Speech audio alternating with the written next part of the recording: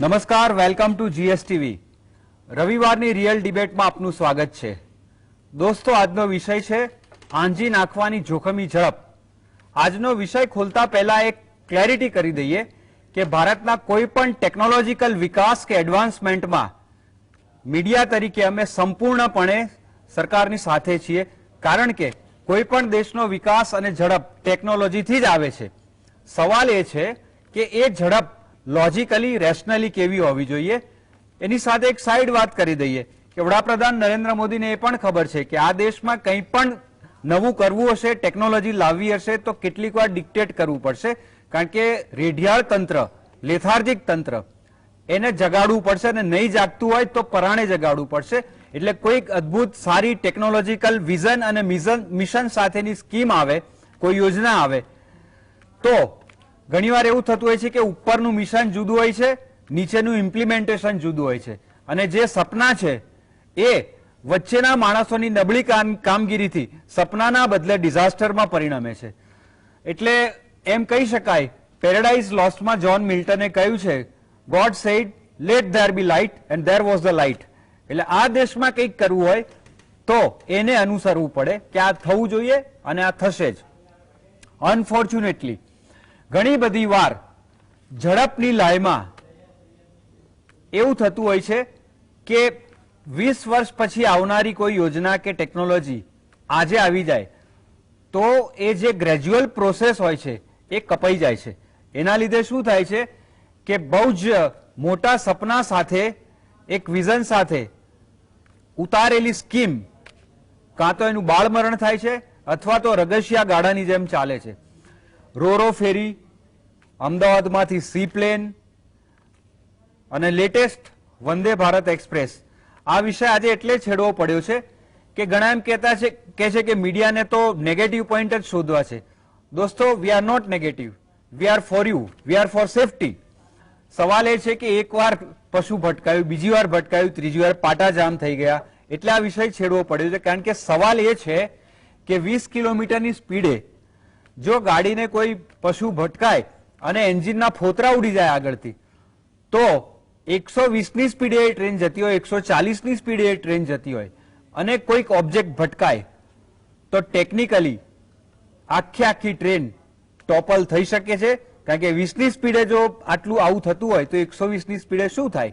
અંદર બેઠેલા 1000 માણસોના ભવિષ્ય કે સેફટી કે જીવનનું શું?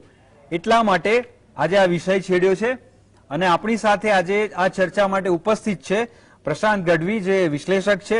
આપણી સાથે યોગેશ ચુડગર ઓનલાઈન જોડાયા છે, વાસુદેવ પૈ પટેલ ઓનલાઈન જોડાયા છે અને ટેકનિકલ એક્સપર્ટ અને એન્જિનિયર ડોક્ટર વિજયભાઈ ગઢવી આપણી સાથે છે. આ ચારેય મહાનુભાવોનું આ કાર્યક્રમમાં સ્વાગત છે. વિજયભાઈ, મેં અગાઉ કહ્યું એમ, જેમ આપ તો ટેકનોલોજીના માણસ છો, we are absolutely for, we are absolutely with technology, no oppose at all. What matters is how to narrow the distance and gauge between safety and technology. સવાલ આ છે. પહેલો સવાલ આપને એ છે કે વંદે ભારતની જે ઘટનાઓ બની રહી છે, દર્શક મિત્રો સમજી શકે એવી સામાન્ય ભાષામાં વાહનનું એરોડાયનેમિક અને ફિઝિક્સ એ શું છે સેફટીનું? આપણે એરોડાયનેમિક વ્યૂની જે વાત થઈ એ મુજબ એના વેલોસિટી, ડિસ્ટન્સ અને સ્પીડના બેઝિક મેઝરમેન્ટ્સ છે, જેને પૂર્ણપણે તપાસી અને આઈસીએફ ચેન્નઈ દ્વારા વંદે ભારત ટ્રેનનું મેન્યુફેક્ચરિંગ કરવામાં આવ્યું છે, જે ચેન્નઈમાં થયેલ છે. પ્લસ એના સેફટી મેજર્સ આપણે ફર્સ્ટ હું એક એક્સપ્લેન કરીશ કે એરોડાયનેમિક વ્યૂથી આપણે જ્યારે પણ ઝડપ, સ્પીડની વાત કરીએ તો સ્પીડમાં કોઈ બી ઓબ્જેક્ટને મૂવ કરવા માટે એરોડાયનેમિક વ્યૂ છે ખૂબ મહત્વનો હોય છે.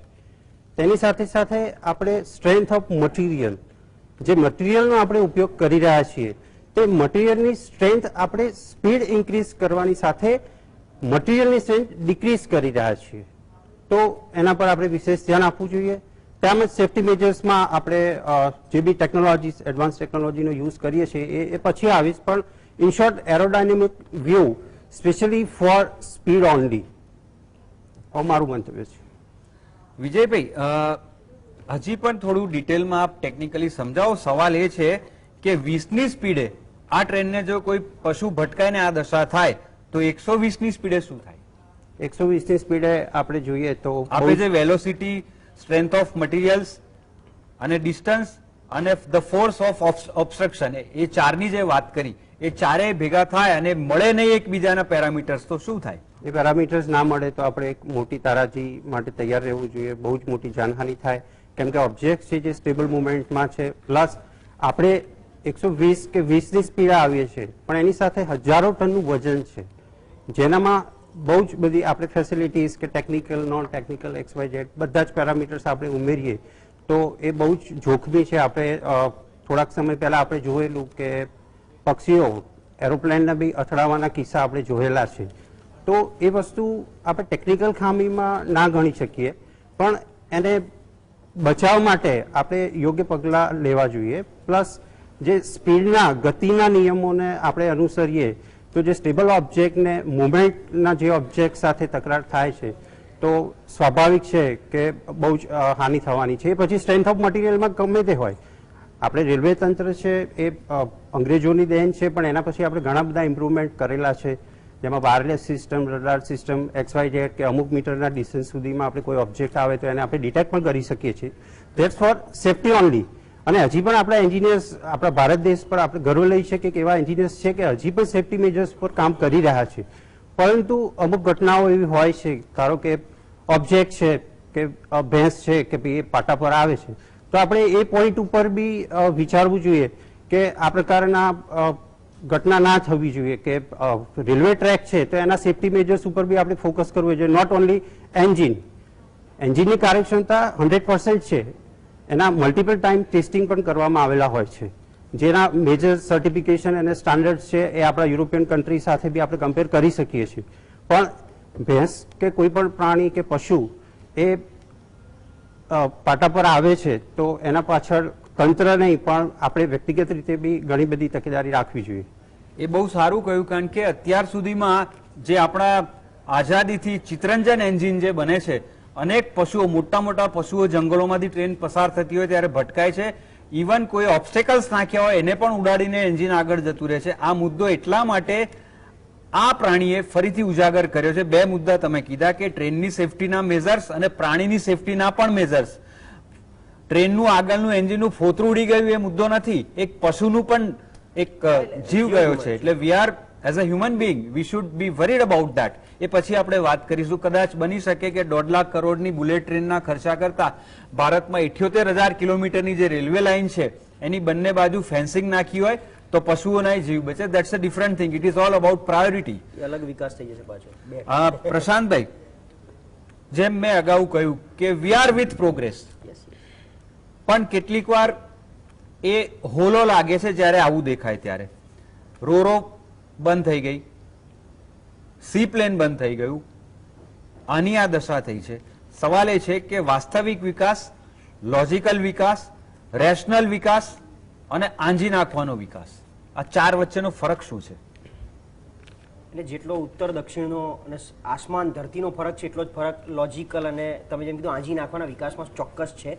અને બે ત્રણ રીતે આપણે લેવી પડે. જેમ તમે કીધું એમ કે આપણે બધા વિકાસ અને ટેકનોલોજીની જોડે જ છે કોઈ પણ દેશમાં, અને ટેકનોલોજી વગર વિકાસ શક્ય જ નથી. વિકાસ તમારે, અને વિકાસની ગતિ જો બમણી કરવી પડી તો ટેકનોલોજી યુઝ કરવી પડે, નહીતર તો એ જ ટ્રેડિશનલ મેથડથી ચાલો તો નથી જ વધવાનો આગળ. અને આપણે બધા વિકાસને અને ટેકનોલોજીને ફેવર કરવાના જ છીએ.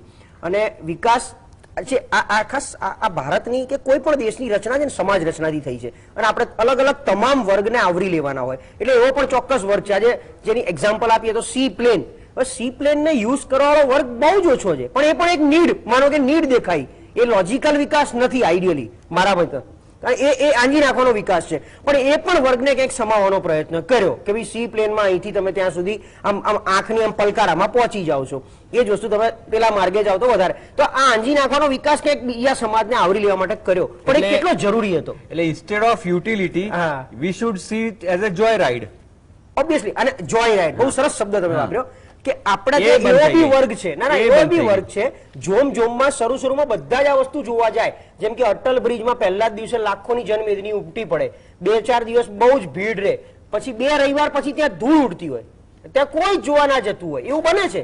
અમુક વસ્તુ ચોક્કસ જોય રાઇડની દ્રષ્ટિએ લેવામાં આવતી હોય છે. એટલે આ વર્ગની વાત થઈ કે અમુક વર્ગ એવો છે જેને ખરેખર વિકાસ સાથે દેશની બીજી વસ્તુઓ સાથે કોઈ લેવા દેવા જ નથી. એ પોતાની રીતે આર્થિક કેપેબલ છે. આ બધી વસ્તુ માત્ર પોતાના ફન માટે જાય છે અને થતું હોય છે. એ જ રીતે સી પ્લેન ગણો, રોરો ફેરી. હવે રોરો ફેરી આમ જોવા જાવ તો એક લોજિસ્ટિકની દ્રષ્ટિએ બહુ સારું હતું, પણ તો બી એટલે બનાવી નાખી. આ બાજુ સરકારને આપણે સવાલ પૂછી શકીએ છીએ કે આ તમે કેમ બનાવવા ખાતર બનાવી છે, બતાવવા માટે બનાવી છે કે અમે આવું કંઈક કરી રહ્યા છે? કારણ કે જો આપણે કરીએ છીએ તો 100% ટેસ્ટિંગ પ્રૂફ, જેમ આનું ટેસ્ટિંગ નહીં થયું, તમે સ્પીડની વાત કરો છો, ટેકનોલોજીની વાત કરો છો, ટ્રેનની, તો હું તો એવું માનું છું કે આખા રૂટ ઉપર 2 વાર આ ટ્રેન ચલાવી હોવી જોઈએ, પછી જ લોકાર્પણ કરવું જોઈએ વંદે ભારતનું. તો શું આખા રૂટ પર 2 વાર ચલાવી હતી કે આ સ્પીડથી ચાલે છે, શું થાય છે, કેવી રીતે? આ તો બહુ સારું છે. તમે કીધું 20ની સ્પીડ જ હતી. બાકી આ જો દુર્ઘટના ઘટી હોય અને બીજું કોઈ આ ભેંસ કે બીજું કોઈ મોટું પ્રાણી આની સાથે ભટકાયું હોય અને ટ્રેન પાટા પરથી ઉતરી ગઈ હોત, કારણ કે વટવા જેવા વિસ્તારમાં ઉતરી છે, જેવા તેવા નહીં, રિમોટ રૂરલમાં નહીં, અમદાવાદના શહેરમાં ઉતરી છે, તો કેટલાય માણસોને અડફેટે લેતી જાય. હમણાં એક પેલો દશેરાનો વિડીયો ફરે છે ને કે નવી ગાડી છોડાઈને બધા ગાડીઓ અડફેટે લીધી. એમ આ બધું જોવું પડે, ટેસ્ટિંગ થયું છે કે નથી થયું, ટેકનિકલી કેટલું પ્રૂવન છે. બીજું ઉપરથી, એ પણ તમે એક શબ્દ વાપર્યો, ઉપરથી ઇન્સ્ટ્રક્શન મળી ગઈ છે એટલે કરીને આપી દેવાનું છે, કોઈ ટાઈમલાઈન નથી. મને એવું લાગે છે ક્યાંક વિકાસને પણ હવે બેલેન્સ કરવો પડશે. આ વિકાસના બેલેન્સનો એક સમય પાકી ગયો છે. માત્ર બતાવવા માટેનો વિકાસ ના, વિકાસ જ્યાં છે જરૂરી છે કરી રહ્યા છે. રોડ રસ્તાનું ઇન્ફ્રાસ્ટ્રક્ચર જરૂરી છે. ગિફ્ટ સિટી ધોલેરા આપણે અનાઉન્સ કરી દીધું. ચોટીલામાં પણ આઈ થિંક એરપોર્ટ બહુ સારું બન્યું કે નહીં મને નથી ખબર, બનવાનું છે કદાચ, ક્યારે બને તો મને નથી ખબર. પણ ચોટીલા, ધોલેરા, ગિફ્ટ સિટીમાં અત્યાર સુધી લગભગ 50% કરતા વધારે જગ્યાઓ ખાલી હતી. તો તમે ગિફ્ટ સિટી આટલું સરસ બનાવ્યું છે, બહુ જ આમ એટ્રેક્ટ કરી નાખે, આંજી નાખે એવું છે, તો ત્યાં એનો યુટિલાઇઝેશન શું છે? એ યુટિલાઇઝેશન થયા પછી પ્રજાને કેટલું કામ લાગશે? એટલે તમે પ્રજાનો પણ એક ભાગ પાડો કે ભાઈ મારે ત્યાં 10% પ્રજા શું ઝંખી રહી છે, પણ 90% પ્રજા કોમન છે મારા તમારા જેવી, જેને હજી પણ હવા પાણી ખોરાક જ જોઈએ છે, એનાથી વધારે કંઈ એ લોકોની અપેક્ષા નથી. તો માત્ર 10%ને આંજી નાખવા માટે થઈ અને 90%નો ક્યાંક ભોગ ના લેવાઈ જાય, એ આપણે ધ્યાન રાખવું પડશે આમાં. એટલે લોજિકલ વિકાસ, રેશનલ વિકાસ, આંજી નાખે એવો વિકાસ, આ બધું મને એવું લાગે છે કે આમાં હું ક્યાંક કવર કરી રહ્યો છું કે પહેલા તો ખરેખર વિકાસને બેલેન્સ કરો. જેમ વિકાસ ગાંડો થઈ ગયો તો હવે ધીરે ધીરે એની દવા કરો, એની દવા કરો ગાંડાની, અને ધીમે ધીમે ભલે આખો સાજો ના થાય તો કઈ નહીં, પણ એને એટલીસ્ટ હ્યુમનમાં તો લઈ આવો, પેલામાંથી આમાં તો લઈ આવો. એ બેલેન્સ કરવાનો ટાઈમ હવે પાકી ગયો છે. જી બિલકુલ. અને સી પ્લેનની તમે જે વાત કરી કે એની એવી અર્જન્સી કે નીડ કે યુટિલિટી શું હતી, કદાચ દુનિયાના જે 45 વિકસિત દેશો છે એ 45 વિકસિત દેશોમાં મોટાભાગના યુરોપ, અમેરિકા અને સ્કેન્ડિનેવિયન કન્ટ્રીઝ છે. એ 45માંથી બી 30 જોડે સી પ્લેન નથી, અને આપણે તો ક્યાંય નથી. પણ ચલો આપણે માનો કે ભારત સરકાર ભારતની પ્રજાને કદાચ આવતી 4 પેઢી સુધી પણ ના જોઈ શકે એવા સપનાને વાસ્તવિક રૂપે બતાવવાનો પ્રયાસ કર્યો છે. But what matters is the and result. એટલે આ પ્રયાસની સામે એન્ડ રિઝલ્ટ બી પરમેનન્ટ હોવું જોઈએ. That's a very important thing. We are taking it very positively. Yogeshbhai, make in ઇન્ડિયાનું સૂત્ર આવ્યું છે, ભારતમાં ઘણી બધી વસ્તુઓ બની રહી છે, પરંતુ એના કેટલાય વર્ષો પહેલાથી ભારતમાં એમ્બેસેડર ને ફિયાટ જેવી ગાડીઓ બનતી હતી. અત્યારે દર વર્ષે રસ્તા ઉપર એક્સિડન્ટમાં જેટલા લોકોના મોત થાય છે એનું પ્રમાણ આ જૂની ગાડીઓ, જેને આપણે ઠાઠિયા કહેતા હતા, એ વખતે એટલું નહોતું. તો પછી આ ઝડપમાં આઈ એમ નોટ સેઇંગ કે તમે જૂના પટારાઓ તરફ પાછા જાઓ. અત્યારે સેફ ડિપોઝિટ વોલ્ટ છે, જમાનો ટેકનોલોજીનો છે, ડિજિટલ સિગ્નેચરનો યુગ છે, એટલે એમ્બેસેડર ફિયાટ તરફ પાછા જવાની વાત નથી. પણ ટેકનોલોજી તમારી દ્રષ્ટિએ એ કઈ છે કે જૂની મજબૂતીને રાખીને ટેકનોલોજીકલ અપગ્રેડેશન થાય? સર, હું પોતે વિજ્ઞાનનો વિદ્યાર્થી છું, એન્જિનિયર છું, એટલે નવી ટેકનોલોજીને તો હું હંમેશા આવકારું છું. અને નવી શોધખોળો થાય, જેમ જેમ સમય જાય એમ નવા ઉપકરણો આવતા જાય અને પ્રજાની સુખાકારી વધતી જાય, એ ચોક્કસ આપણે આગળ વધવું જોઈએ.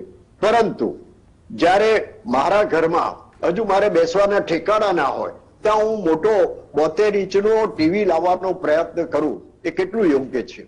એવી રીતે આપણા દેશમાં કેટલા લોકોને આ બધી વસ્તુની જરૂર છે, પ્રજાની જે પ્રાથમિક જરૂરિયાતો છે એ આપણે પૂરી ના કરી શકતા હોય.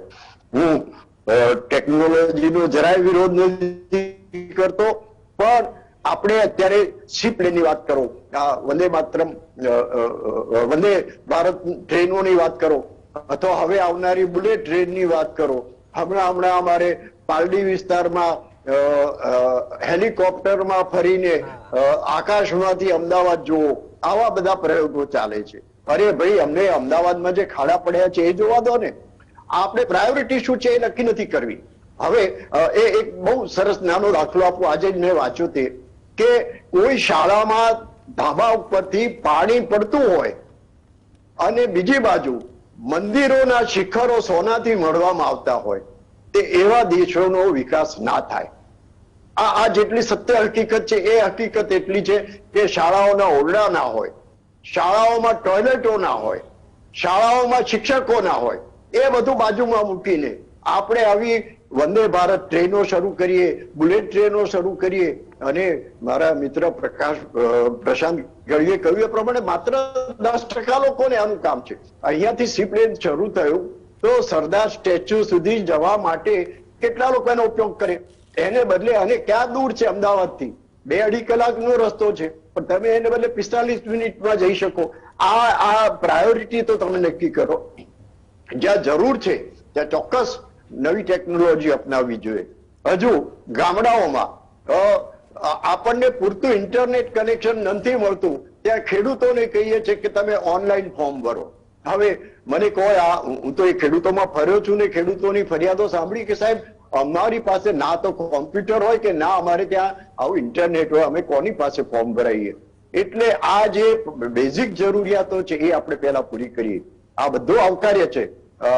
ખૂબ ઝડપથી ચાલતી ટ્રેનો પણ આવકાર્ય છે. હવે આપણે વંદે ભારતની વાત કરો તો જેમ વિજયભાઈએ કીધું એમ બધી જાત જાતની ટેકનોલોજી છે અને ખૂબ ઓછી સ્પીડે આ અકસ્માત થયો. પણ જો એને બદલે વધારે સ્પીડે અકસ્માત થયો હોત તો કેટલી જાનહાનિથી માંડીને નુકસાન આપણે સહન કર્યું હોત. તો આ વાતનો અગાઉ કેમ વિચાર ના કરવામાં આવ્યો? ફક્ત અમદાવાદથી મુંબઈ માટે શરૂ થઈ છે એવું નથી, એવું દિલ્હીથી પણ એક ટ્રેન આવી ચાલે છે. ત્યારે આના અનુભવો લઈને આપણે કંઈક શીખવું જોઈએ. સી પ્લેન માટે કેટલો ખર્ચો કરવામાં આવ્યો એ આંકડા મારી પાસે નથી, પણ એ ખર્ચામાંથી કેટલું બધું બીજું કામ, પ્રાથમિક કામ કરી શકાયું હોત. એવી રીતે આ વંદે માતરમ ટ્રેન શરૂ થઈ, બહુ સારું થયું. પણ એની મજબૂતાઈ કેટલી છે કે એક નાનું પ્રાણી એની સાથે ટકરાય અને પરિસ્થિતિ આ થાય. પણ જો આખી ટ્રેન ઉતરી ગઈ હોત, પાટા પરથી ઉતરી ગઈ હોત, કેટલી જાનહાનિ થઈ હોત, આ બધો વિચાર અગાઉ કોઈ કર્યો જ નહીં. અને એના ફ્રન્ટ જે અમે ટીવીમાં અથવા તો બીજા દ્રશ્યો જોઈએ છે એ એટલું નબળું બનાવવામાં આવ્યું હતું કે ગાય અથડાવાથી એ તૂટી જાય. તો મને યાદ છે કે ચિત્તરંજનમાં તમે કહ્યું એ પ્રમાણે બનતા એન્જિનિયરો ગમે તેવું આવું કશું બી આવે એની સાથે ટકરાય તો કશો પ્રશ્ન નહોતો થતો. તો આવી મજબૂતી, આવી વ્યવસ્થા કેમ કરવામાં ના આવી? આ એક વિચારવા જેવો પ્રશ્ન છે. હજુ તો નવી ટેકનોલોજીમાં ઘણું બધું આવવાનું બાકી છે અને ઘણું આવશે. અને આપણે લોકોને આજી નાખવા માટે તમે કહ્યું એ પ્રમાણે જો કરતા હોય તો મને લાગે છે કે ક્યાંક આપણે દિશા ભૂલ્યા છીએ. ખરી જરૂરિયાત, પ્રજાને શું જોઈએ છે અને પ્રજાને પ્રાથમિક જરૂરિયાતો શું છે એની ઉપર ધ્યાન આપવું જોઈએ. અને એમાં ટેકનોલોજીનો ઉપયોગ કરીને લોકોને પૂરતી સુખ સગવડો મળે એની ઉપર પૂરતું ધ્યાન આપવું જોઈએ. જી વાસુદેવભાઈ, ટેકનોલોજીના વિકાસ, કલ્પનાતીત ઝડપ અથવા તો કાલ્પનિક ઝડપ અને માણસની સેફટી અને જીવન, આ ત્રણનું ઇક્વિલિબ્રિયમ, સમતોલન સરકારે કેવી રીતે જાળવવું જોઈએ? નહીતર પછી સપનું કે સોદાગર લાગે. આપણા દેશમાં જે રીતે ટેકનોલોજીને ડેવલપ કરવામાં આવે છે, ટેકનોલોજીને સ્વીકારવામાં આવે છે, એનું જે છે ને પેલી ગુજરાતીમાં કહેવત છે ને કે લાંબા જોડે ટૂંકો જાય, મરે નહીં તો માંદો થાય, એ સ્થિતિમાં છીએ.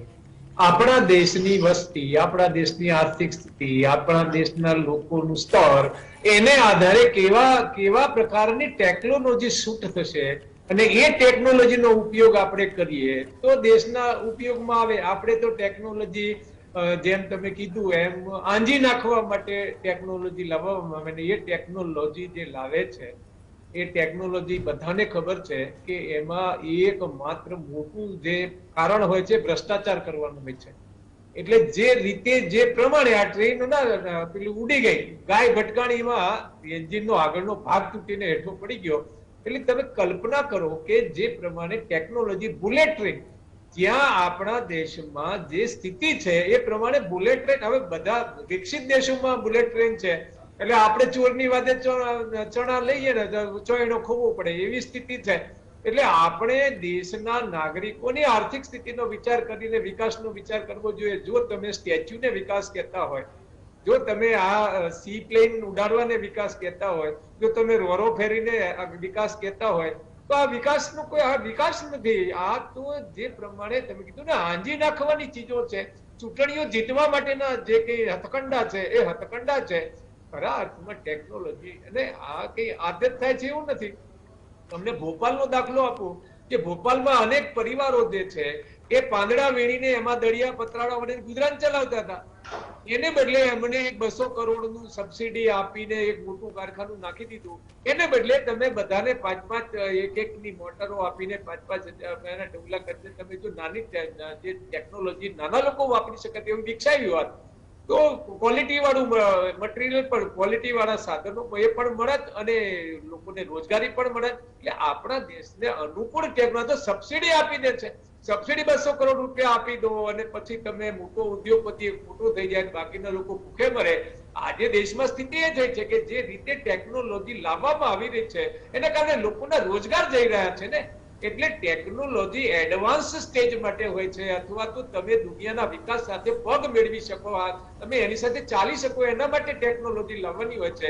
એને બદલે ટેકનોલોજી દેખાવ કરવા માટે વિશ્વમાં પણ આપણે વિશ્વમાં કયા નંબરે ભૂખમરામાં છીએ, કયા નંબરે આપણી જે હેપીનેસ ઇન્ડેક્સ છે એનો તો વિચાર કરો તમે. એનો વિચાર કર્યા વગર તમે લાખો કરોડો રૂપિયા જે રીતે નાખી રહ્યા છો અને ટેકનોલોજીના નામે, એડવાન્સ ટેકનોલોજીના નામે જે નાખી રહ્યા છો, જે ટેકનોલોજી કોઈ 2-5% લોકોને ઉપયોગમાં થાય એ માટે તમે દેશમાં જે રોડનું સ્ટ્રક્ચર બની રહ્યું છે, ઇન્ફ્રાસ્ટ્રક્ચર જોઈએ એની ના નથી, પણ એ infrastructure 6 lane road, 8 lane roads જે થઈ રહ્યા છે એ કોને માટે થઈ રહ્યા છે, કેટલા વર્ગને કામ આવે છે, ક્યાં એનો ઉપયોગ છે, આ કઈ જોવાનું નહીં. નાના વર્ગો, નાના છે ત્યાં રોડના ઠેકાણા નથી પડતા, રોડ પર ખાડા પડે છે. એટલે આ આખી જે વસ્તુ છે એને આપણા દેશના નાગરિકોને ઉપયોગી થાય એવા પ્રમાણે તમે આ જે એક ટ્રેન છે 80 ની સ્પીડે ચાલે છે, બીજી 150 ની સ્પીડે ચાલે, 120 ની સ્પીડે ચાલશે, એનાથી ક્યાં મોટો ફેર પડી જવાનો છે. અને જેને ઉતાવળ છે તો બાય પ્લેન જઈ શકે છે. તમે ટ્રેન પાછળ એક બુલેટ ટ્રેન પાસે તમે જે ખર્ચો કરી રહ્યા છો, લાખ કરોડ, 1,50,000 કરોડ રૂપિયા તમે બુલેટ ટ્રેન પાછળ નાખી દો છો, એમાં તમે કેટલા લોકોને યોગ્ય ટેકનોલોજી આપીને તમે ડેવલપ કરી શકો છો.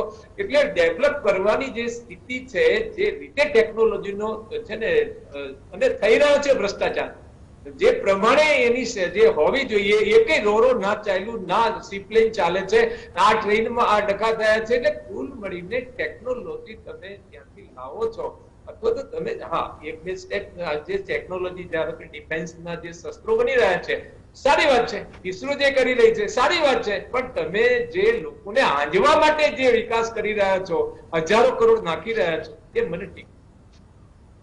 જી વાસુદેવભાઈ, વાત સાચી છે આપની. ઢીચણ સુધી પગ પાણીમાં છે, ડ્રેનેજના ઠેકાણા નથી અને એક ટેબલ ઉપર પગ મૂકીને હાથ ઊંચો કરીને 5G ના સિગ્નલ પકડવા આપણે ટ્રાય કરી રહ્યા છે. આ વિકાસ છે. એક સવાલ એ હતો વાસુદેવભાઈ કે જે રોરો ફેરી કે આપણે સી પ્લેનની વાત કરીએ તો જેટીએ તણાઈ ગઈ, તો જેમ પ્રજા ખોટું કરે તો એની પાસે સરકાર રિકવરી કાઢે છે, તો આવા ખર્ચા કર્યા પછી ફેલ ગયા, એ ખર્ચા રિકવર કરવા માટે પ્રજા સરકાર પાસે રિકવરી કાઢી શકે? હા, એટલે સરકાર કરે છે શું? તમે જો ઇલેક્ટ્રિસિટીનું બિલ જુઓ, તમે ઇલેક્ટ્રિસિટી નો ચોરી જે થાય છે, બરાબર, એ ચોરી છે એ ગ્રાહકો પાસેથી વસૂલ કરે છે. ચોરી રોકવાનું કામ તમારું છે. તમે સપ્લાય કરી રહ્યા છો, સપ્લાયમાં ચોરી થાય છે, એમાં અમારી પાસે કેવી રીતે વસૂલ કરો? એટલે સરકાર જે રીતે આગળ વધી રહી છે એ મને લાગે છે કે સમસ્યા શું થઈ છે આ દેશમાં કે ગમે તે હોય ને તો તમે જો સત્તા અને સત્તાધિકાર બે વસ્તુ હોય છે, એટલે પાવર અને ઓથોરિટી હોય છે. પાવર અને ઓથોરિટી બંને એક વ્યક્તિ પાસે જાય છે ને ત્યારે ભ્રષ્ટાચાર વધે છે અને ત્યારે પ્રજા ઉપર દમન થાય છે અને પ્રજાનું શોષણ થાય છે. આપણા દેશમાં સમસ્યા એવી છે કે મતદાતા મતદાન કરે ને એટલે પાવર છે ધારાસભ્ય તો સંસદ સભ્યના હાથમાં જતો રહે છે. એટલે પ્રજા ગુલામની ગુલામ થઈ ગઈ છે. એટલે પ્રજાનું ગમે તેટલું શોષણ કરે, પ્રજા કશું ના કરી શકે એવી આપણી વ્યવસ્થાઓ છે. એને કારણે સરકાર આપણું શોષણ કરી રહી છે.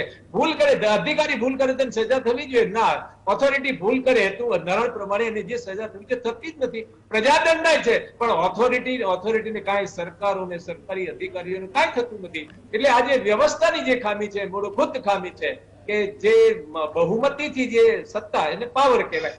પાવર છે બહુમતીના આધારે નિર્ણય લેવાય છે. એ જ લોકો જ્યારે ઓથોરિટીમાં આવે છે, સરકાર બનાવે છે, એને કારણે એનો દુરુપયોગ કરે છે અને પ્રજાનું શોષણ કરે છે. પ્રજાએ આમાંથી નીકળવા માટે આર્ટિકલ 40 નો ઉપયોગ કરી અને ધારાસભામાં કાનૂન ઘડી અને આઝાદી લેવી પડશે એવું મને લાગે છે. વાસુદેવભાઈ, આવું એટલે થઈ રહ્યું છે કારણ કે કોઈને કઈ વાંધો જ નથી ને સવાલ ઉઠાવો એટલે તમારી નેશનલ ઇન્ટેગ્રિટી સામે સવાલ કરાય છે. એટલે આમાં કંઈક સુધારો થાય આ પ્રજાથી એવું અત્યારે તો લાગતું નથી, કારણ કે પોપટ ભૂખ્યો નથી, પોપટ તરસ્યો નથી, પોપટ ઝૂલે આંબાની ડાળ. દર્શક મિત્રો, મળીએ છે ફરી ઝૂલવા બ્રેક લઈને. વેલકમ બેક દર્શક મિત્રો. બ્રેક પહેલા આપણે અનેક મુદ્દા ચર્ચા હતા, સેફટીના મેઝર્સના, ખર્ચાના મેઝર્સના. વાસુદેવભાઈ જે વાત કરતા હતા, બુલેટ ટ્રેનનો 1.5 લાખ કરોડનો ખર્ચો. પહેલા 1200 રૂપિયામાં 1300 રૂપિયામાં મુંબઈની અમદાવાદથી ટિકિટ મળતી હતી પ્લેનની. એ હવે જયારે બુલેટ ટ્રેન બનશે ત્યારે એની ટિકિટ કદાચ 3500-4000 રૂપિયા હશે. તો પછી માણસ શા માટે એમાં જાય, પ્લેનમાં એટલી ટિકિટ હવે થશે. અને બીજું 1.5 લાખ કરોડમાં તમારે 3000 પ્લેન આવે. જો તમે 300 કરોડનું કે વોટ એવર જે સામટા ખરીદીમાં, હા, તો દર 10 મિનિટે એક પ્લેન ઓપરેટ થાય 1000 રૂપિયાની ટિકિટમાં. That's a different story. It is all about priority again. Vijaybhai, તમને સવાલ છે કે આ ટ્રેન વંદે ભારત ક્યાં બને છે અને જે ઘટનાઓ સેફટીની બની રહી છે તો એને ટ્રેક ઉપર મૂકતા પહેલા એના ટેસ્ટિંગના પેરામીટર્સ કયા છે, ફરીથી એનું સ્ટ્રેન્થ ઓફ મટીરિયલ કયું છે અને એની વચ્ચેની પ્રોસેસ બરાબર કરવામાં આવી છે? હા, આ ટ્રેનનું મેન્યુફેક્ચરિંગ ICF ચેન્નઈમાં કરવામાં આવે છે. તેમજ તેના સ્ટ્રેન્થ ઓફ મટીરિયલ્સની આપણે વાત કરીએ તો આપણે ફોલાદ જે લોખંડનો જે યુઝ કરીએ છીએ એની હેવી સ્ટ્રેન્થ હોય છે.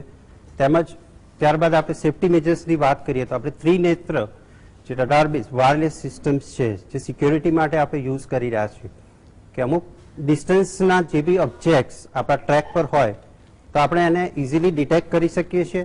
તેમજ એના બ્રેકિંગ સિસ્ટમ્સ એ પણ એટલા મજબૂત યુઝ કરવામાં આવેલા છે. આપણે હાઇડ્રોલિક સિસ્ટમ યુઝ કરીએ છીએ કેમ કે હવે હાઈ સ્પીડ ટ્રેનની આપણે વાત કરી રહ્યા છીએ. આપણા ટ્રેક એ જ છે પણ સિસ્ટમ અને એન્જિનના કન્ફિગરેશનમાં આપણે કોઈ જ ક્વેશ્ચન માર્ક હોતો નથી કેમ કે ICF ચેન્નઈમાં વર્ષોથી ટ્રેનોનું મેન્યુફેક્ચરિંગ થાય છે. તેમજ ત્યાંના અનુભવી એન્જિનિયરો દ્વારા હજારો કલાકનું ટેસ્ટિંગ કરવામાં આવે છે. હા, એક હું યુરોપિયન કન્ટ્રીની કમ્પેરિઝન કરી શકું કે સેપરેટ ટ્રેક જો સિસ્ટમ હોય તો એમાં અનવોન્ટેડ અનઓથોરાઇઝ એક્સેસ કે જે એનિમલ્સ કે XYZ એ ના આવી શકે. એ આપણા માટે મોટી ચેલેન્જ છે. બીજું, સ્ટ્રેન્થ ઓફ મટીરિયલની આપણે વાત કરીએ તો હવે લાઇટ વેઇટ અને એરોડાયનેમિક વ્યૂઝની આપણે જે વાત કરીએ છીએ કે પ્લેન છે એ 250 કિલોમીટર્સની ઝડપે ટેક ઓફ કરે છે. એ સ્પીડ એને લેન્ડિંગમાં પણ હોય છે. પણ એરોડાયનેમિક વ્યૂઝ અને ઓબ્જેક્ટની જે સ્પીડ છે એ જોતા એને સ્પીડ મેળવવા માટે આ વ્યૂઝ અને આ materials that means light weight મશીન્સના કન્સેપ્ટ ઉપર આપણે ચાલી રહ્યા છીએ. ટ્રેન ચલાવતી વખતે ટેસ્ટિંગમાં કે એવું કોઈ પેરામીટર હોતું નથી કે ભાઈ એની અંદર દુર્ઘટના કે યાંત્રિક ખામી સર્જાય. એગ્રી, અત્યાર સુધી રેલવેમાં ઘણા અકસ્માતો આપણે જોયા છે, જાનહાનિ જોઈ છે. એના પરથી એક ટેકનિકલ ટીમ્સના રિસર્ચ અને રિપોર્ટ્સ એ મિનિસ્ટ્રી સુધી જતા હોય છે. તેમજ ટેકનિકલ વિંગ છે એના પર વર્ષો સુધી કામ કરીને એના સોલ્યુશન્સ માટે વર્કઆઉટ કરતી હોય છે. તેમજ જે મટીરિયલની આપણે જે વાત કરી છે આજે કે સ્ટ્રેન્થ ઓફ મટીરિયલ કે એક્સ મટીરિયલ છે એમાં આ પ્રોબ્લેમ આવે છે કે ભાઈ ભેંસના આ અકસ્માત થયો તેના માટે આ આપણે કેર લેવાની છે. તો એના માટે એનાથી પણ મજબૂતી કે એનાથી બી વધારે મોલેક્યુલર્સ એના જે સ્ટ્રક્ચર્સ છે એને વધુ આપણે સ્ટ્રેન્થન કરીએ એ માટે આ એન્જિનિયરિંગ ટીમ્સ છે એ સતત વર્કઆઉટ કરી અને યોગ્ય ડિસિઝન લેશે. કેમ કે આ એક પ્રોસેસ છે. આપણે એવું નથી કે વૈશ્વિક લેવલે આપણે કોઈ જાપાનની કમ્પેરિઝન કરી રહ્યા છે, પણ આગળ વધવું એ બી મેન્ડેટરી છે. અને આપણા યુવા એન્જિનિયરો છે જે દિવસ રાત રિસર્ચ કરી અને કન્ટ્રી માટે કંઈક કરી રહ્યા છે, અનુભવી એન્જિનિયરોની આખી ફોજ છે. તો આપણે એટલું જોઈ શકીએ કે આગામી સમયમાં સુખ સુવિધા અને બેઝિક નીડની સાથે આપણે વૈશ્વિક હરીફાઈમાં બી આગળ આવવા માટે આપણે પ્રયત્નશીલ સતત રહેવું જોઈએ. જી, કેટલીક વાર એવું બનતું હોય છે દોસ્તો કે ઘણીવાર ખર્ચ ઘટાડવા અને સારી ટેકનોલોજી લાવવા માટે કેટલાક જે સજેશન્સ થતા હોય છે, પણ સેફટીના ધોરણોને ધ્યાનમાં રાખીને ડિસ્કાર્ડ પણ કરાય છે. અત્યારે જમ્બો જેટ લોંગ હોલ ફ્લાઇટ્સમાં એવા સજેશન્સ આવ્યા હતા કે એનું જે ફ્યુઝલેજ છે કે એનું આખું બોડી એક કાર્બન ફાઈબરનું બનાવો તો અડધું જ પેટ્રોલ વપરાય, પણ એમાં પણ અને એન્વાયરમેન્ટને ફાયદો થાય. પણ અગેન હ્યુમન લાઈવ્સ મેટર. એમાં એવો ટેકનિકલ વ્યૂ એવો પણ આવેલો કે લેન્ડિંગ વખતે ધારો કે હાર્ડ લેન્ડિંગ થાય તો પ્લેનના કટકા થઈ જાય, એટલે ઝડપ અને સલામતી એ બેનું બહુ બેલેન્સ જરૂરી છે. પ્રશાંતભાઈ, કોઈ પણ નવા વિકાસની વસ્તુ પ્રજાને ધરતા પહેલા કયા કયા મુદ્દા ધ્યાનમાં લેવા જોઈએ જેથી એનું ટાઈમિંગ અને ક્વોલિટી કોઈ અગમ્ય હેતુ વાળું ના લાગે? એટલે આને તમારા ક્વેશ્ચનને હું બી થોડો ડાયવર્ટ કરું કે કોઈ પણ વસ્તુ લાવતા પહેલા પ્રજાને શું ધ્યાન દોરવું, એના કરતા સૌથી પહેલા તો પ્રજાને જ આમ તો પૂછવું જોઈએ કે એની જરૂરિયાત શું છે.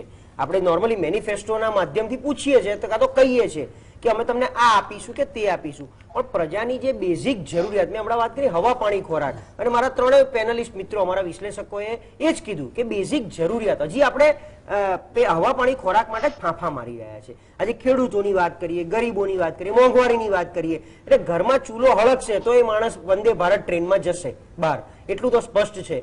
એટલે પહેલા તો એમની બેઝિક જરૂરિયાત કેવી, કારણ કે એ વર્ગ બહુ મોટો છે. અને એક બાજુ આપણે કહીએ જ છે 80 કરોડ લોકો ગરીબ છે. હવે એ તો સનાતન સત્ય જેવું થઈ ગયું છે ભારતમાં, કારણ કે એ લોકોને દર મહિને 5 કિલો રાશન જઈ રહ્યું છે. સરકારની સારી ભાવનાથી રાશન જઈ રહ્યું છે, પણ at the same time 80 crore ગરીબ છે. એટલે ગરીબના પહેલા ચૂલા કેમ હળગે એની આપણે ચિંતા પણ કરવી જોઈએ. સરકારનો બી એક ભાગ થઈ જશે. બીજું આમાં કશું નથી, પેલી કહેવત છે કાગનું બેસવું ડાળનું ભાંગવું, છીંડીએ ચડ્યો એ ચોર, અમારી એકદમ દેશી કહેવત આવી છે. હવે સરકારનો ઇન્ટેન્સ ખરાબ તો હતો નહીં, વંદે ભારત ટ્રેન આપીને એમને જ કઈ ભટકાડીને ભેંસને નહોતી મારવી ને ટ્રેનને ડેમેજ નહોતું કરવું. આટલી બધી ટ્રેન ચાલે છે, એટલે ક્વોલિટી પેરામીટર ને ટેસ્ટિંગ પેરામીટર હું જો આવું એની ઉપર તો રોજની અઢળક ટ્રેનો, લાખો ટ્રેનો આખા ભારતની મુસાફરી લોકો કરી રહ્યા છે. અને ટ્રેન હાઈએસ્ટ મને લાગે છે રેવન્યુ આપતી એક માધ્યમ છે કેન્દ્ર સરકારનું. તો આટલી બધી ટ્રેનો ચાલી રહી છે, એમાં ક્યારેય કોઈ એવા એક્સિડન્ટ નથી બન્યા, એવા મેજર પાટા ઉપરથી ઉતર્યા સિવાય કે કોઈ મોટી દુર્ઘટના, નહીતર તો રોજે રોજ બને ને આટલી બધી ટ્રેન ચાલતી હોય. આ પહેલી વાર 2 દિવસ હજી માંડ થયા હતા, 3 દિવસ એમાં ભેંસ ભટકાણી, એનું એન્જિન જ તૂટ્યું. એટલે ક્વોલિટી ઉપર આપણે વાત કરીએ છીએ તો ક્વોલિટી એટલે એની ટીમ પર આપણે ક્વેશ્ચન માર્ક થાય કે આવું કેમ બની ગયું, આ ટેસ્ટિંગ કેમ નહીં થયું. એટલે મને એવું લાગે છે કે તમે હમણાં પૂછતા હતા ને કે આમાં પેરામીટર શું હોવા જોઈએ, એટલે કદાચ આ પણ હવે એક નવું બનશે કે હવે પછી કોઈ પણ ટ્રેન બને તો એની ઉપર ભેંસ ભટકાડી જુઓ, આવું આપણે વિચારી શકીએ ને, કારણ કે એક પેરામીટર થઈ શકે. એમાં બિચારી ભેંસનો શું વાગે એમ. એટલે તમારો વિકાસ કોઈ પ્રાણી કે માણસના ભોગે ન હોવો જોઈએ, આ મને એવું લાગે છે.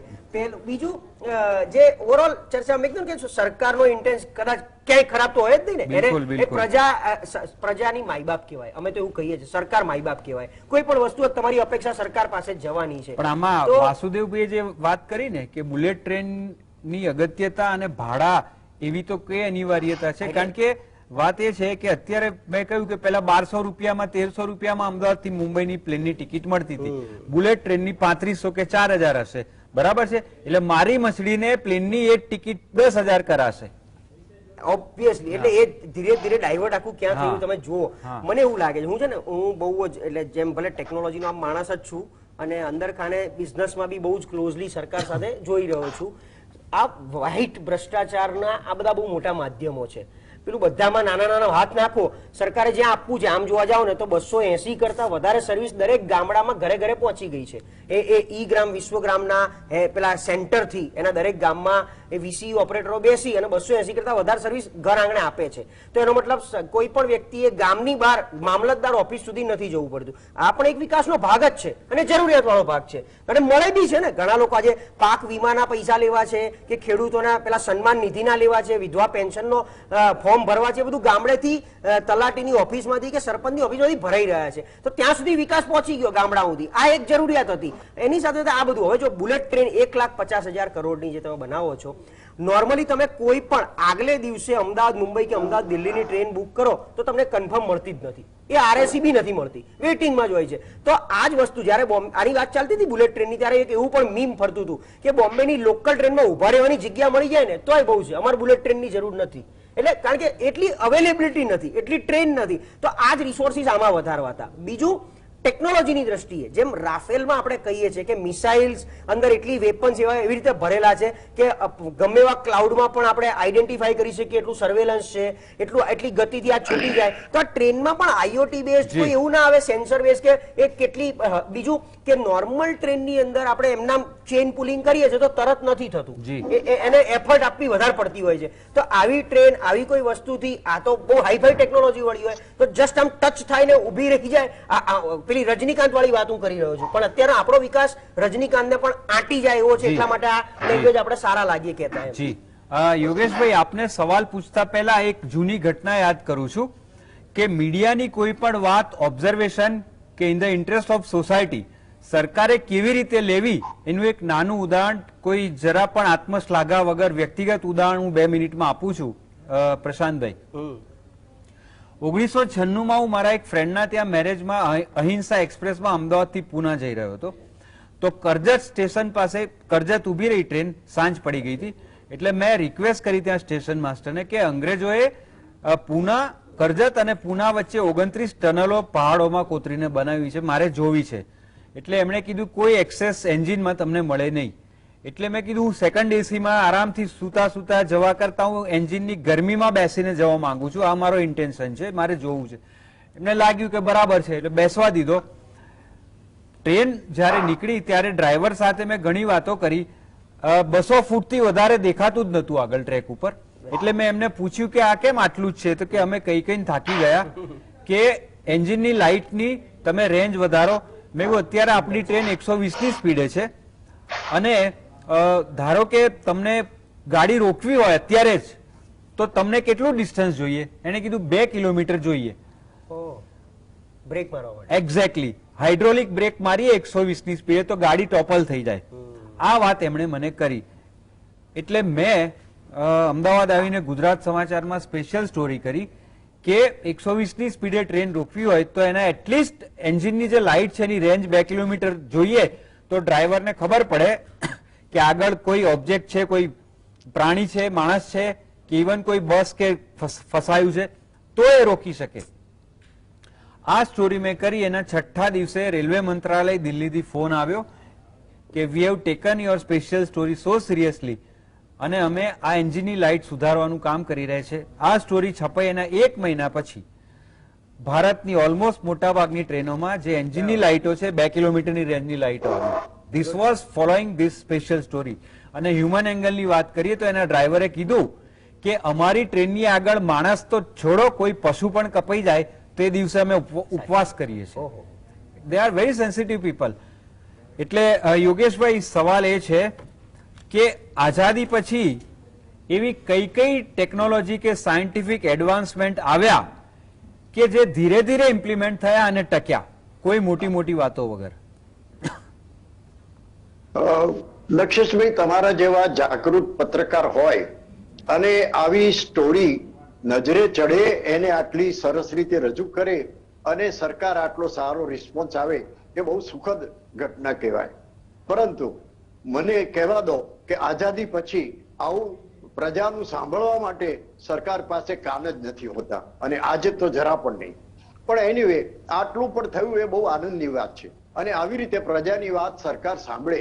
કદાચ બનવા જોગ છે કે મારા જેવા કોઈ ડોબાએ કઈ યોગ્ય સૂચન ના બી કર્યું હોય, પણ ક્યાંક સારા સૂચન હોય તો એની નોંધ લેવી જોઈએ.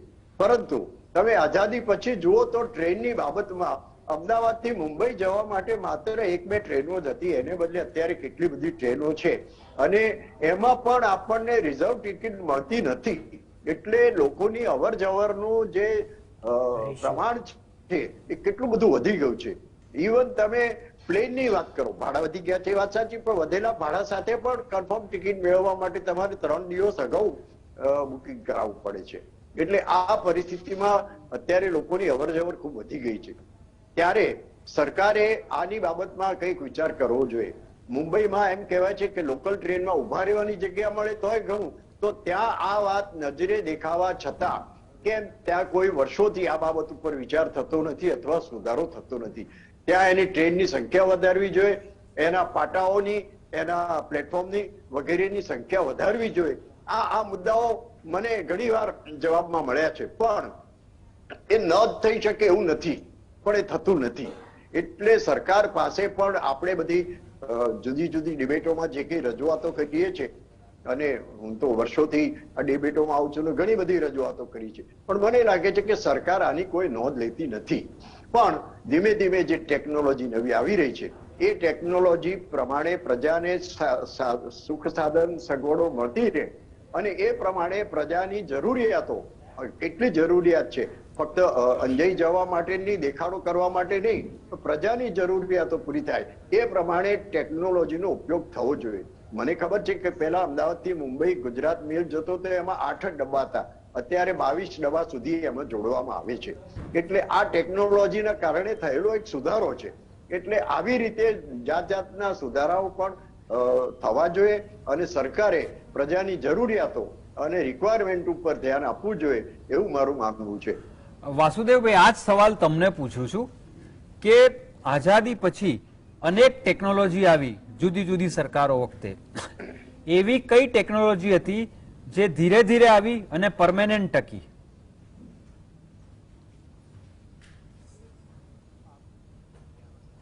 વાસુદેવભાઈ, અવાજ આવે છે તમને? આવે છે. હા, આવ્યો ને અવાજ? હા. એટલે ટેકનોલોજી આમાં શું છે કે ધારો કે આપણે ત્યાં સરકાર જે એપ્લાય કરે છે ટેકનોલોજી, ટેલિફોનમાં જે બદલ થયો, તો પેલા લેન્ડલાઈન હતી, પછી મોબાઈલ આવ્યા, તો એ જે ટેકનોલોજી છે ધીમે ધીમે ડેવલપ થઈ અને છેક સુધી પહોંચી એટલે સેટલ થઈ. એવી રીતે જે બીજી જે ટેકનોલોજી છે કે હમણાં જે છે કે ઈસરો જે ટેકનોલોજી ડેવલપ કરે છે સ્પેસની, એ પણ ધીમે ધીમે સેટલ થઈ છે. એટલે એવી ઘણી ટેકનોલોજી છે કે જે લાંબા ગાળે સેટલ થઈ છે. અને આ જે આપણે જે હમણાં જે આજનો જે વિષય છે, જે વિષયમાં આપણે ચર્ચા કરી રહ્યા છીએ, એ તમે જે 4 ગણાવી હતી ને, એમાં જે છેલ્લો પ્રકાર કીધો હતો ને, આંજી નાખવાનો, એટલે આંજી નાખવાનો જે વિષય ચાલે છે, એટલે ચૂંટણીઓ જીતવા માટે ટેકનોલોજીનો જે આવિષ્કાર બતાવવામાં આવે છે, અથવા તો ટેકનોલોજી જે રીતે એનો ઉપયોગ કરીને લોકોને અભિભૂત કરવામાં આવે છે, એની આ સમસ્યા છે. બાકી કોઈ પણ ટેકનોલોજી, જેટલી પણ ટેકનોલોજી આવી છે આ દેશમાં, એને સ્વાભાવિક ક્રમમાં આવીને ડેવલપ થઈ છે, બધી ડેવલપ થઈ છે.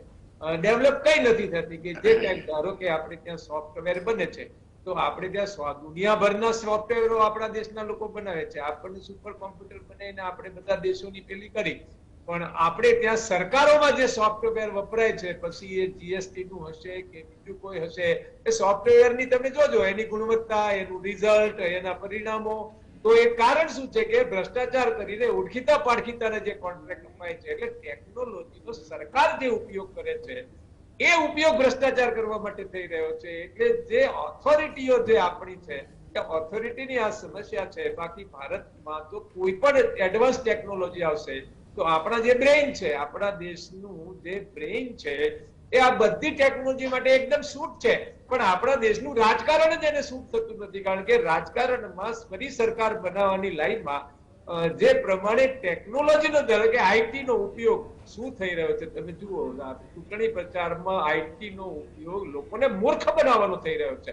એટલે ટેકનોલોજી તો આવે છે, પણ જ્યારે સરકાર અથવા તો સરકાર બનાવનાર પાર્ટીઓ આપણને બધાને ખબર છે કે બિલકુલ ફેક ન્યૂઝ ઉપર આખી આઈટી ચાલે છે અને આઈટી માટે હજારો કરોડ રૂપિયા પાર્ટીઓ ખર્ચી રહી છે.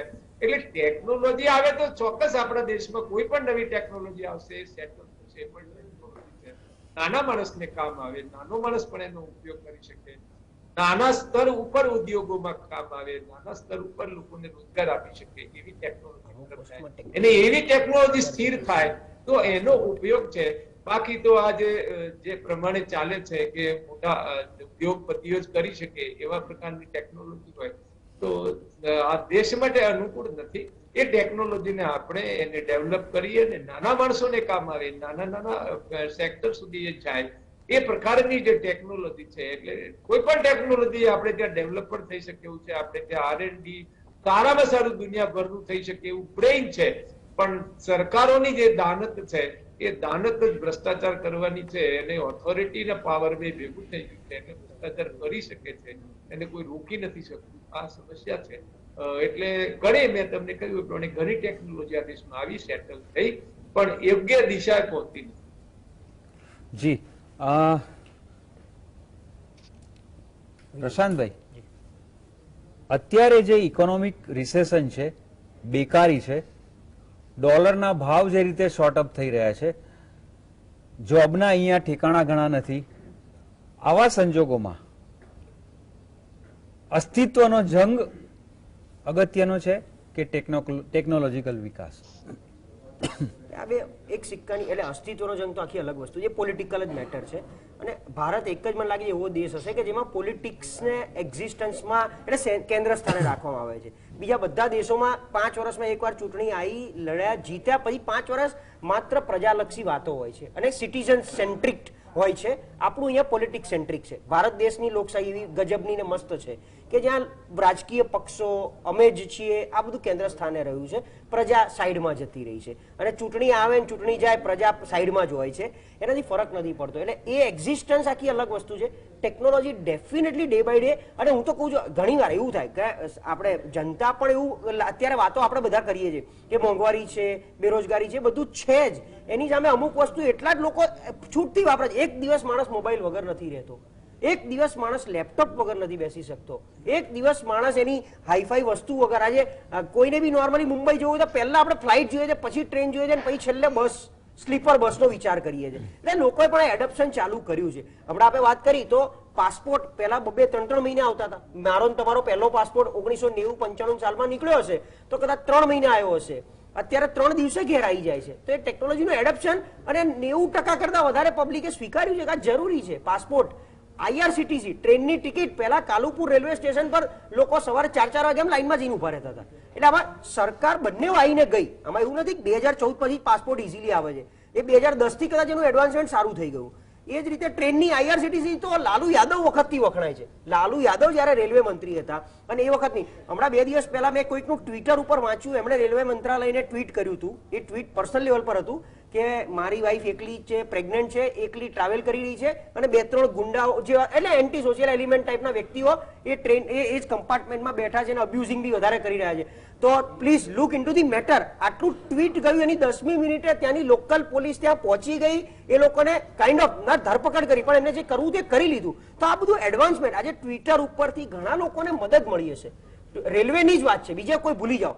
રેલવેમાં મુસાફરી કરતા લોકોને કોઈકને ઇમરજન્સી આવી, કોઈકને ત્યાં હાર્ટ એટેક આવ્યો, કદાચ મારી વાત સાંભળે છે તો કેટલા એવા લાભાર્થી હશે કે જે ટ્વીટના માધ્યમથી બચી ગયા છે. એ લોકોને ઇમરજન્સી રેસ્ક્યુ ત્યાં ને ત્યાં થઈ ગયું છે. તો અમુક એડવાન્સમેન્ટ ડેફિનેટલી જરૂરી છે.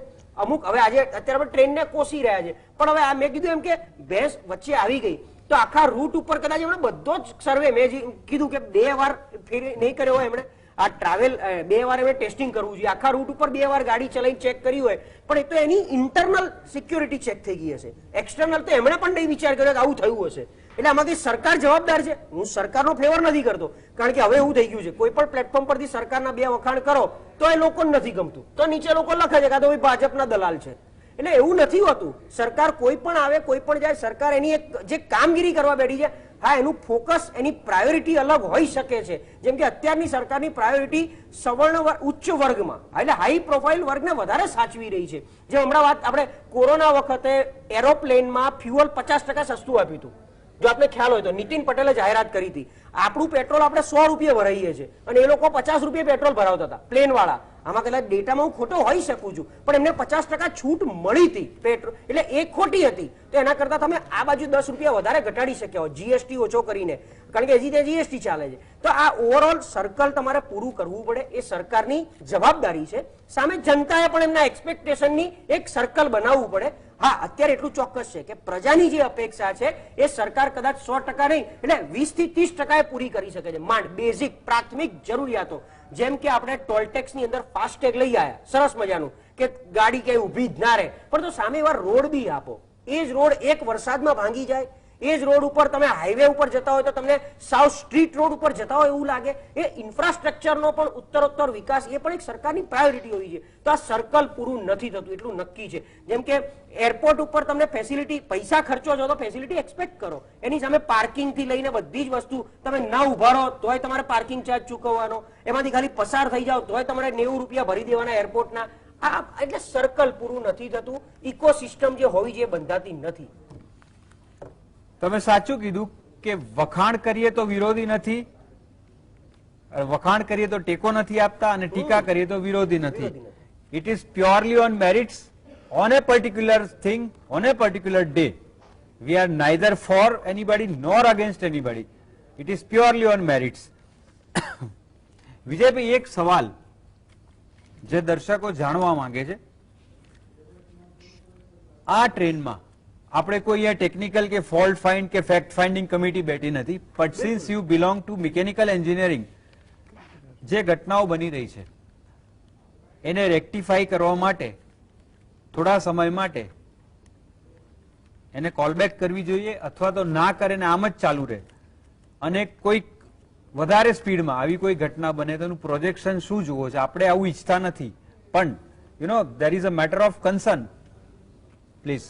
ડેફિનેટલી આપણે જોઈ શકીએ છીએ કે આ પ્રકારની ઘટના ફરી ના થાય એના માટે જે સેફ્ટી સ્ટાન્ડર્ડ્સ છે અને મેન્યુફેક્ચરિંગ પ્રોસેસમાં જે મટીરિયલની સ્ટ્રેન્થની મેં વાત કરી એ પ્રમાણે ચોક્કસપણે ક્યાંય ક્વોલિટી કંટ્રોલ્સ કે ટેસ્ટિંગની અંદર કોઈ તાંત્રિક ખામી રહી ચૂકી હોય અથવા તો એને પ્રોપરલી ટેસ્ટિંગ ના કરવામાં આવી હોય, પણ જે કેસ સ્ટડીઝ છે, જે કમ્પ્લેન્સ છે, એના આધારે ટેકનિકલ વિંગ નો જેમ આપણે હમણાં જ વાત કરી કે સેન્ટ્રલ મિનિસ્ટ્રીએ નોંધ લઈ અને તરત જ એપ્લાય કર્યું, તો એ પ્રમાણે પણ as a part of fault finding feedback base system પરથી આગળની ટેકનિકલ ટીમ્સ છે એને વધારે ચોકસાઈપૂર્વક જે આઈસીએફ ચેનલની મેં વાત કરી એ ટીમ સુધી આપણી વાત 100% પહોંચી ગઈ છે, અને ઘણા બધા યુઝર્સ એટલે કસ્ટમર્સ થ્રુ બી ફીડબેક જતા હોય છે. અત્યારે આપણે ઓનલાઈનના માધ્યમથી સરકારના કોઈ પણ વિભાગમાં ક્યાંય પણ કોમ્યુનિકેટ કરી શકીએ છીએ. તો જાગૃત જનતાની બી એક ફરજ છે કે તે પણ આવાહન કરે અને ટેકનિકલી ટીમ જે ઓલમોસ્ટ 24/7 જે કામ કરે છે એને વધુ અપગ્રેડ કરતા રહે, જેથી એ પરફેક્ટ ટ્રેન બનાવી શકે. આ ટ્રેન પરફેક્ટ જ છે, પણ વધુ એને સ્ટેબલ કરી શકે અને ખૂબ સારી સુવિધા આપી શકે. દર્શક મિત્રો, કાર્યક્રમની શરૂઆતમાં જે વાત કરી હતી કે આપણે ટેકનોલોજી અપગ્રેડેશનની સાથે જ છીએ, ટેકનોલોજી જ દુનિયાનું ફ્યુચર છે, કોઈ પણ ક્ષેત્રની હોય, we are not against it. પણ સવાલ માત્ર ઝડપ અથવા આંજી નાખતી ઝડપ અથવા તો તાત્કાલિક ઇમ્પ્લિમેન્ટેશનનો છે. એનું બેલેન્સ જળવાય તો કદાચ ભારત પાસે જે યુથ છે, ટેકનિકલ નો હાઉ છે, અને વડાપ્રધાનનું જે સ્વપ્ન છે કે ભારતને ટેકનોલોજીકલ ક્ષેત્રે ટોપ ઉપર લઈ જવું, એ બની શકે છે. પણ તાત્કાલિક રાતોરાત લંબી દાઢી થતી નથી, એટલું સરકાર પણ ધ્યાન રાખે. સેફટી, સ્પીડ અને સલામતી અને નાગરિકોના હિતો, આ ચારનું બેલેન્સ થાય તો the wonders could be created. See you again. Good night.